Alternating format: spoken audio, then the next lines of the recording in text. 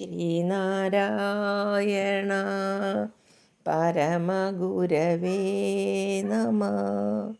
ശ്രീനാരായണ ഗുരുദേവ തൃപ്പാദങ്ങളാൽ വിരചിതമായ കോലാദീരേശസ്തവം. ശ്ലോകം 4.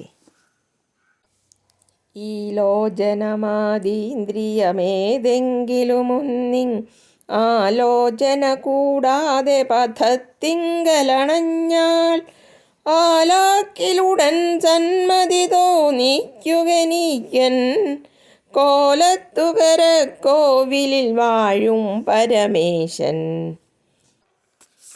ലോചനാമാതീന്ദ്രിയം കണ്ണ് മുതലായ ഇന്ദ്രിയങ്ങൾ, ആലോചന വീണ്ടു വിചാരം, അബദ്ധം തെറ്റായ വഴി, അണഞ്ഞാൽ പ്രാപിച്ചാൽ എത്തിയാൽ, ആലാക്കിൽ ആ തക്കത്തിൽ, സന്മതി സദ്ബുദ്ധി.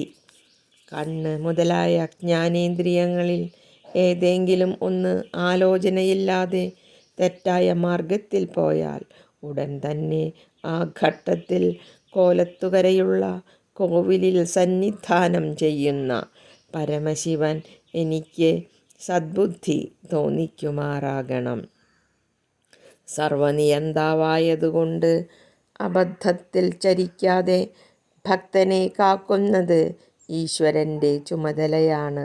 സർവവും ഈശ്വരനിൽ അർപ്പിച്ചാൽ ഈശ്വരൻ ഭക്തനെ കാത്തുകൊള്ളും എന്നാണ് ശൈവസിദ്ധാന്തി കരുതുന്നു.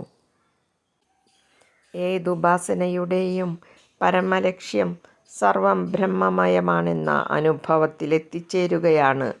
ആ അനുഭവമാണ് സത്യാനുഭവം. ചിന്തിക്കുന്ന ഒരാൾക്ക്, ബുദ്ധിക്ക് പോലും ഇക്കാര്യം തെളിഞ്ഞു കിട്ടും. പ്രപഞ്ചത്തിൻ്റെ പരമകാരണം ബോധമാണ്.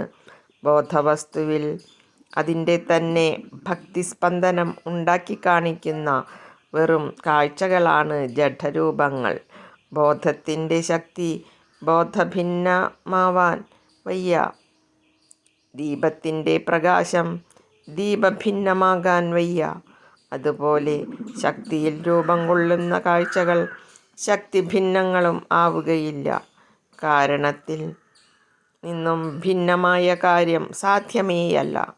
അപ്പോൾ പ്രപഞ്ചത്തിൻ്റെ പരമകാരണം ബോധമാണെങ്കിൽ അതിലെ കാര്യരൂപമായ പ്രപഞ്ചവും ബോധം തന്നെയായിരിക്കും. തൽക്കാലം അങ്ങനെയല്ലെന്ന് തോന്നുന്നെങ്കിൽ അത് വസ്തുവിനെ കാണാൻ ഉപയോഗിക്കുന്ന ഉപകരണത്തിൻ്റെ തകരാറുകൊണ്ടാണിങ്ങനെ തോന്നുന്നത്. ഏകാഗ്രബുദ്ധിക്ക് സർവം ബോധമയമായി അനുഭവപ്പെടും. അതേ അവസരത്തിൽ കണ്ണ് മുതലായ ഇന്ദ്രിയങ്ങൾ ആ ബോധവസ്തുവിനെ ജഡരൂപങ്ങളായി കാണിച്ച് ഭ്രമിപ്പിക്കും. ഒരു സത്യാന്വേഷി ഇന്ദ്രിയങ്ങൾ ജഡരൂപങ്ങളായി കാണിക്കാൻ ശ്രമിക്കുന്നിടത്തൊക്കെ കാര്യകാരണ വിചാരം ചെയ്ത് ഒക്കെ ബ്രഹ്മസ്വരൂപമാണെന്ന് മനസ്സിനെ പഠിപ്പിക്കേണ്ടതാണ്. ഈ ഭാവാദ്വൈത പരിശീലനത്തിന് കഴിവുണ്ടാക്കി തരണമേ എന്നാണ് ഭക്തൻ ഇവിടെ ഇഷ്ടദേവനോടപേക്ഷിച്ചിരിക്കുന്നത്.